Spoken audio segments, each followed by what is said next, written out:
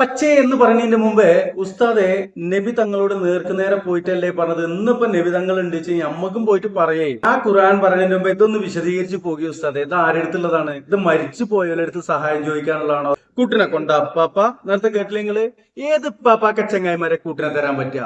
എന്തിനാ ഉസ്താദെ നിങ്ങൾ അങ്ങോട്ടും ഇങ്ങോട്ടും കൂട്ടി കെട്ടിയിട്ട് ഇങ്ങനെ കൊണ്ടു നടക്കുന്നത്? എന്നിട്ട് ഇപ്പൊ എന്താ പറഞ്ഞു വരുന്നത്? പ്രവാചകന്റെ ഒരു മോചിതത്താണ് ഈ പറയുന്നത്. സ്ട്രൈക്ക് അടിക്കുവാനും അതുപോലെ ബുദ്ധിമുട്ടിക്കാനും ഒക്കെ അവർ ശ്രമിക്കും. എന്നാൽ അവർ നുണപറച്ചിൽ നിർത്തോ? അതൊട്ടില്ലേനും. അസ്സലാമു അലൈക്കും പ്രിയമുള്ളവരെ, ഞാൻ മൻസൂർ മണ്ണാർക്കാട്. പുതിയൊരു പ്രതികരണ വീഡിയോയിലേക്ക് അവർക്കും സ്വാഗതം. ഇന്ന് സോഷ്യൽ മീഡിയയിലൂടെ ഉസ്താദന്മാരായ ഉസ്താദുമാരെല്ലാം സഹായത്തേട്ടം സംബന്ധിച്ചുകൊണ്ടുള്ള വീഡിയോകളുടെ ശരവരശമില്ലാത്ത പോക്കാണ് പോയിക്കൊണ്ടിരിക്കുന്നത്. അള്ളാഹു അല്ലാത്തവരെ വിളിച്ച് പ്രാർത്ഥിക്കാൻ വേണ്ടി, അത് ഇസ്തിഗാസ എന്ന പേരിട്ടുകൊണ്ട് അള്ളാഹു അല്ലാത്ത ആളുകളെ വിളിച്ചു പ്രാർത്ഥിക്കാൻ പ്രേരിപ്പിക്കുന്ന നിരവധി വീഡിയോകൾ അതില് പ്രഗത്ഭരായ ഉസ്താദന്മാരത് പ്രചരിപ്പിച്ചുകൊണ്ടിരിക്കുന്നു, പറഞ്ഞുകൊണ്ടിരിക്കുന്നു. ഇത് നമ്മൾ തുറന്നു കാണിച്ചാല് നമുക്ക് ബാനായി, സ്ട്രൈക്കായി, നിർത്തിപ്പോയിക്കൊന്ന് പറച്ചിലായി. അപ്പൊ അത് കാരണം കൊണ്ട് കുറച്ചായിട്ട് നമ്മുടെ വീഡിയോകളൊക്കെ ഒന്ന് കുറവായിരുന്നു. ഇൻഷാ അല്ലാഹ് ഉഷാറാക്കി കൊണ്ടുവരാം എന്ന് ആണ് അറിയിക്കാനുള്ളത്. പേരോട് അബ്ദുറഹ്മാൻ സഖാഫി അല്ലല്ലാത്തവരെ വിളിച്ചു തേടാൻ വേണ്ടി പാടുപെടുന്ന, കരഞ്ഞ് പ്രസംഗിക്കുന്ന ഒരു പ്രസംഗം കേൾക്കാം. അതിൽ അദ്ദേഹം പറയുന്നത് എന്താണെന്ന് ഒന്ന് കേട്ടു നോക്കൂ. നിങ്ങൾ കണ്ടില്ലേ, അള്ളാഹുവോട് സഹായം ചോദിക്കാൻ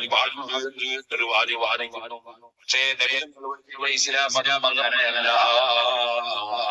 അതുകൊണ്ടല്ലേ ഞാൻ നേരത്തെ ഇതാണ് അല്ലല്ലാത്തവരോട് സഹായം ചോദിക്കാൻ പാടില്ല എന്ന് ഒരു കൂട്ടരിവിടെ പഠിപ്പിക്കുന്നു എന്നാണ്.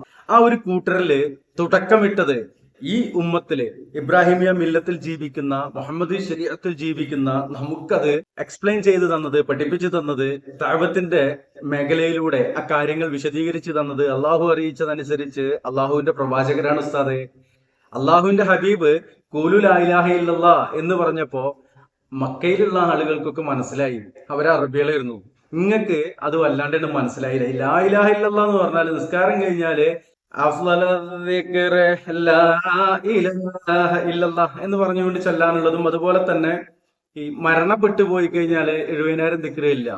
അതിനു വേണ്ടിയിട്ട് അതിന് ഇതേപോലെ അഫ്ള ദിക്ർ എന്നോ അല്ലെങ്കിൽ അതുപോലെയുള്ള എന്തെങ്കിലും ഒരാള് അവിടുന്ന് അങ്ങോട്ട് കമാൻഡ് ചെയ്യുമ്പോ ഇവിടെ കൂട്ടത്തോടെ ഇരുന്നിട്ട് ഇങ്ങനെ ആടിച്ചൊല്ലാൻ അതിന് മാത്രമുള്ളതല്ല. അതിന്റെ ആ ഒരു അന്തസത്ത അത് എത്രത്തോളം ഉണ്ട് എന്നുള്ളത് മനസ്സിലാക്കുക എന്നുള്ളതാണ്. ഏതായാലും കൂടുതൽ പറഞ്ഞു പോകുന്നില്ല. ഉസ്താദ് ഇവിടെ പറഞ്ഞു വന്നത് അല്ലല്ലാത്തവരോട് സഹായം തേടുക. ആ സഹായത്തേട്ട ഏത് സഹായത്തേട്ടാണ്? നമുക്ക് ചെറിയ ഒന്ന് രണ്ടെണ്ണം പെട്ടെന്ന് കുറച്ചുണ്ടാവുള്ളൂ, കുറെ നീണ്ട വീഡിയോകളല്ല, ഒന്ന് രണ്ടെണ്ണം കണ്ടോക്കാണേ. ബഹുമാനപ്പെട്ടവരെ, ഞങ്ങളെ നോക്കണേ യാ വലിയല്ലാ, ഞങ്ങളെ ഏറ്റെടുക്കണേ യാ വലിയല്ലാ, ഇവിടുത്തെ പോരിശ കൊണ്ട് അനുഗ്രഹിക്കണേ യാ വലിയല്ലാ. ഞങ്ങൾക്ക് എന്തെല്ലാം ആവശ്യങ്ങളുണ്ട് അതൊക്കെ റാഹത്താക്കി തന്നെ ബഹുമാനപ്പെട്ട മഹാനവർകളെ തരണം ഉപ്പാപ്പ, മക്കളെ തരണം ഉപ്പാപ്പ, ഉദ്ദേശങ്ങൾ പൂർത്തീകരിക്കണം ഉപ്പാപ്പ, നിരാശരാക്കിയതേ ഉപ്പാപ്പ. ഇവിടെ വരാൻ ഒരുപാട് തവണ വരാൻ, ഒരുപാട് വരാൻ ഞങ്ങൾക്ക് തൗഫീഖ് നൽകണം. ഇതാണ് പറഞ്ഞത്. ഇതുപോലെ അല്ലല്ലാത്തവരെ കണ്ണി കണ്ട പാപ്പാരെ വിളിച്ചിട്ട് കൂട്ടനെ ചോദിക്കണമൊക്കെ ഉണ്ടല്ലോ, അതൊക്കെയാണ് ഉസ്താദെ ആ വിഷയത്തിൽ പറഞ്ഞത്. ഏതായാലും ഉസ്താദ് ഇപ്പോ ജാബിർ റളിയല്ലാഹു അൻഹുവിന്റെ വിഷയത്തിലേക്ക് വന്നിട്ടുണ്ട്. അതൊന്ന് കേൾക്കാമോ? ഉസ്താദ് പറയും.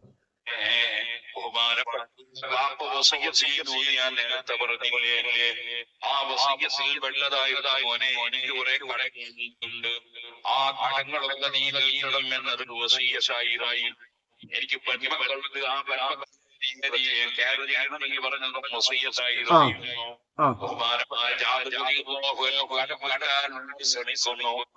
പക്ഷേ എന്നിട്ട് വേഗം പറയും. മതിയാകൂല. ഈത്തപ്പനയുടെ നേരെയുള്ള ഈത്തപ്പഴം മതിച്ചു നോക്കുമ്പോൾ ഒന്ന് ഇടപെടുന്നുണ്ട്. ഇപ്പൊ ഈ പറയണത് വഫാത്തായ പ്രവാചകന്റെ മുമ്പിൽ അല്ലട്ടില്ലേ? പ്രവാചകന്റെ കാലത്തുള്ള സ്വഹാബി, ആ സ്വഹാബിയുടെ വിഷയത്തിലാണ് ഈ പറഞ്ഞുകൂടി ഈ പാട്ട് പാടുന്നത്. കേട്ടോക്കി. അത്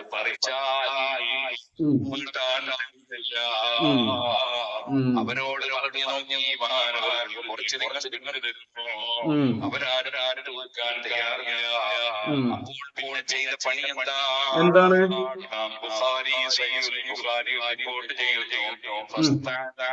നബി സല്ലല്ലാഹു അലൈഹി വസല്ലം ഞാൻ റസൂലുള്ളാഹി സല്ലല്ലാഹു അലൈഹി വസല്ലം തങ്ങളോട് സഹായം. എന്താണ്? റസൂലുള്ളാഹി സ്വല്ലല്ലാഹു അലൈഹി വസല്ലമ തങ്ങളോട് സഹായം തേടി എന്നാണ് പറയുന്നത്. എത്ര നൂറ്റാണ്ട് കഴിഞ്ഞിട്ട്? അല്ലെങ്കിൽ റസൂലുള്ള വഫാത്തായിന്റെ പിറ്റേസാണോ? അല്ലെങ്കിൽ റസൂലുള്ള മദീനത്തിൽ ഇരിക്കുമ്പോൾ മക്കത്തു നിന്നാണോ? അന്ന് ഫോണും മൊബൈലും ഒന്നും ഇല്ലല്ലോ. അപ്പോ നേരെ മുന്നിൽ പോയിട്ടുള്ള സഹായത്തേട്ടല്ലേ? അങ്ങനെ സഹായത്തേട്ടം തേടാൻ പാടില്ല എന്ന് ഇപ്പൊ ഇവിടെ ആരും പറയണില്ലേ? നിങ്ങള് ഇന്ന് മരണപ്പെട്ടു പോയ റസൂലാവട്ടെ ആരാവട്ടെ അവരെ വിളിച്ച് പ്രാർത്ഥിക്കുമ്പോൾ മരിച്ചതാണോ ഇതിന്റെ അടിസ്ഥാനം? അല്ല, മരിച്ചത് എന്നല്ല, നിങ്ങൾ തേടുന്നത് കംപ്ലീറ്റ് മയ്യത്തുകളോടാണ്. അതുകൊണ്ടാണ് അങ്ങനെ പറയുന്നത്. എന്തായാലും ഉസ്താദ് കുറച്ചുകൂടി പറയട്ടെ. അല്ലാഹുവിനോട് മാത്രമേ സഹായം തേടാൻ പാടുള്ളൂ എന്ന് പറയുന്ന പുത്തൻവാദികൾ ആലോചിക്കണം. അള്ളാഹുവിനോട് മാത്രമേ സഹായം തേടാൻ പാടുള്ളൂ എന്ന് പറഞ്ഞാലും പുത്തംവാദിയാണ് എന്നാണ് ഇപ്പൊ ഉസ്താദ് പറഞ്ഞത്. അപ്പൊ ഉസ്താദ് എന്താണ് പുത്തംവാദം? അത് ഇപ്പൊ നമ്മൾ ഇനിയിപ്പോ എക്സ്പ്ലെയിൻ ചെയ്യണം, സമയമല്ല. നിങ്ങൾ പറയും. നബിതങ്ങളോട് സഹായം തേടിയിരുന്ന ഇമാമുമാരുടെ ഹദീസാണ്. പക്ഷേ എന്ന് പറഞ്ഞതിന്റെ മുമ്പേ ഉസ്താദെ നബി തങ്ങളോട് നേർക്കുനേരെ പോയിട്ടല്ലേ പറഞ്ഞത്? ഇന്നിപ്പോ നബി തങ്ങൾ ഉണ്ട് നമ്മക്കും പോയിട്ട് പറയേ, അള്ളാന്റെ റസൂലെ കടം കൊണ്ട് ബുദ്ധിമുട്ടാണ്, ഒരു മാർഗം പറഞ്ഞു തരും. അപ്പൊ നബി തങ്ങൾ നമുക്ക് എന്തെങ്കിലും ഒരു മാർഗം പറഞ്ഞു തരും. എന്നിട്ട് ഇതൊരു സഹാബിയാണ്, സുബ്ഹാനല്ലാഹ്. അപ്പോൾ സഹായം തേടുന്നത് അവരെ എന്ന് പറഞ്ഞറിയല്ലോ. മറിച്ച് സഹായിക്കുകയല്ലേ ചെയ്തത്. കാരണം പറഞ്ഞതല്ലേ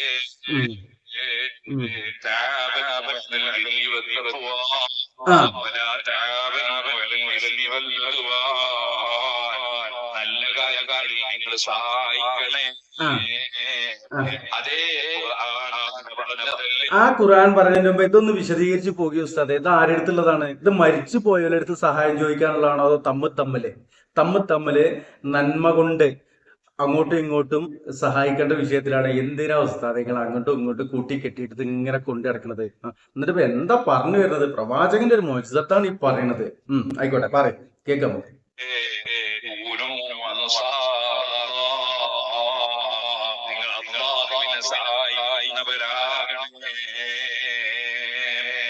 അള്ളാഹുവിനെ സഹായിക്കുകയാണ്, അവന്റെ ദീനിനെ സഹായിച്ചുകൊണ്ടാണ്.